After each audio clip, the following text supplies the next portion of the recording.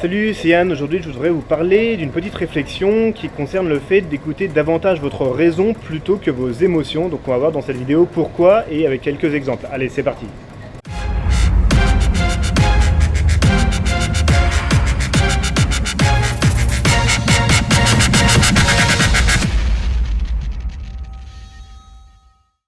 Alors écoutez votre raison plutôt que vos émotions, c'est bien dans la majorité des cas, alors pas forcément tout le temps, mais l'idée ça va être de pouvoir discerner quand c'est bien de le faire et de ne pas le faire. Souvent le fait d'écouter vos émotions et de vous laisser submerger par elles, ça ne va pas vous aider, ça va vous lester, ça va vous freiner dans vos objectifs.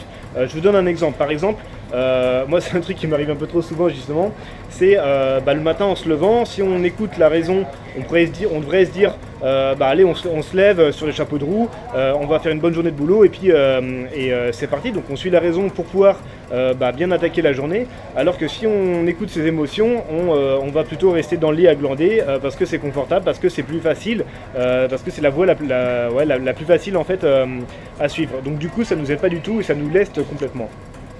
Si vous êtes entrepreneur débutant ou surtout de niveau plus avancé, ou même si vous êtes passionné dans n'importe quel domaine, vous savez en fait l'importance de la discipline. Sans discipline, on n'arrive pas à avancer concrètement, même si on aime ce qu'on fait.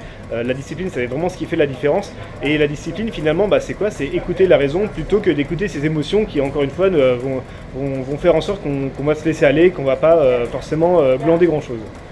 Alors une autre réflexion que je m'étais fait il y a pas mal de temps déjà entre la raison et l'émotion, c'est le fait que ne pas suivre vos émotions et le fait donc de suivre votre raison à la place peut vous donner des émotions encore plus fortes. Je vous donne un exemple, il y a plusieurs années déjà j'avais sauté à l'élastique, peut-être 8 ou 9 fois en fait, donc c'est une expérience que je vous recommande énormément, c'est un super exercice mental en quelque sorte, puisque l'idée en fait c'est dans un premier temps, vous êtes submergé par la peur de sauter dans le vide, puisque c'est pas naturel. Il faut presque accepter de mourir en quelque sorte, puisque pour le cerveau, c'est associé à une mort certaine en quelque sorte. Donc vos émotions, elles vous freinent, elles vous empêchent de sauter, mais votre raison vous dit d'y aller quand même. Puisque c'est fait dans des manières complètement... c'est fait en toute sécurité, vous êtes encadré par des professionnels, vous n'avez absolument rien à gérer, vous n'êtes pas responsable de faire quoi que ce soit pour rester en vie et pour que ça se passe bien. Donc du coup, si vous suivez votre raison, vous allez sauter en fait, et comme vous allez sauter, vous allez surmonter votre peur, et donc là vous allez déclencher des nouvelles émotions, notamment une euphorie énorme en fait, vous allez être super fier de vous. Vous allez garder comme ça un souvenir à vie et donc vraiment comme ça le fait d'avoir suivi la raison ça vous fait passer à un autre cap en fait, à un autre terme, enfin un autre niveau en fait, un autre niveau en termes d'émotion qui peut être beaucoup plus fort et surtout sur des émotions qui peuvent être différentes. Là dans le cas d'un saut élastique ou de n'importe quelle épreuve où on surmonte sa peur, ça va être de transformer la peur en satisfaction, en euphorie ou d'autres émotions positives de ce genre.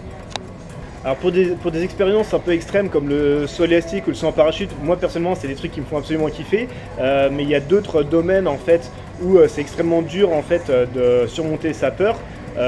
Pour ma part, par exemple, ce serait plus au niveau social et notamment pour accoster des nanas. C'est vraiment quelque chose qui me fait tellement flipper, ça me fait bien plus flipper que cet élastique. Ça peut paraître complètement dingue, mais c'était justement sur quelque chose un point sur lequel il faudrait que je travaille. Mais l'idée, encore une fois, c'est la même, c'est de mettre de côté ses émotions en suivant la raison pour passer à un autre cap en termes d'émotions. Alors un truc que vous pouvez faire dans votre vie quotidienne sur des émotions qui ne sont pas aussi fortes qu'en fait que des sports extrêmes, mais sur des petites choses qu'on a un peu au quotidien, c'est d'essayer de prendre du recul, d'observer vos émotions quand vous êtes en train de bosser, quand vous êtes avec des gens, quand vous êtes en train de faire des activités qui vous intéressent ou même qui ne vous intéressent pas, qui vous passionnent ou pas. C'est de pouvoir comme ça être plus attentif à vos émotions et pouvoir discerner davantage, avec plus de pertinence, quand est-ce que c'est bon et pourquoi de suivre la raison plutôt que de suivre vos émotions. Donc l'idée ça va être par exemple dans votre vie quotidienne, quand vous avez par exemple une tâche qui vous rebute, un truc que vous n'avez pas envie de faire mais que votre raison vous dit de faire quand même, eh bien vous allez passer l'émotion négative, vous allez suivre la raison et ensuite vous allez faire un petit bilan plus tard une fois que vous aurez le résultat de cette expérience pour savoir si c'était bien ou non de suivre la raison plutôt que l'émotion. Et à force de le faire comme ça, vous aurez votre réponse pour savoir si généralement suivre la raison c'est plus intéressant, c'est mieux, c'est plus constructif pour vous faire avancer dans votre vie. Et enfin, une dernière chose sur cette réflexion, ne pas suivre vos émotions, ça ne veut pas dire ne pas suivre votre intuition. C'est deux choses qui sont différentes et souvent, dans pas mal de cas, c'est important, c'est bien de suivre votre intuition, même si on n'a pas forcément d'explication, si on n'a pas forcément de logique derrière, c'est bien quand même de suivre l'intuition parce que on a une petite voix qui nous dit de prendre tel ou tel chemin dans notre vie, de prendre telle ou telle décision, et on peut avoir des émotions qui vont à l'encontre en fait de cette intuition. C'est-à-dire que votre intuition vous dit par exemple de faire quelque chose, mais vos émotions vous amènent de la peur, vous amènent du doute, des choses comme ça. Et là, la raison peut vous faire outrepasser ces émotions négatives tout en suivant votre intuition. Vous voyez l'idée? Donc l'idée, ça va être voilà, comme ça. Je vous laisse réfléchir un petit peu en fait sur cette réflexion entre la raison et l'émotion. Et j'espère que ça va vous aider à prendre des bonnes décisions dans votre vie.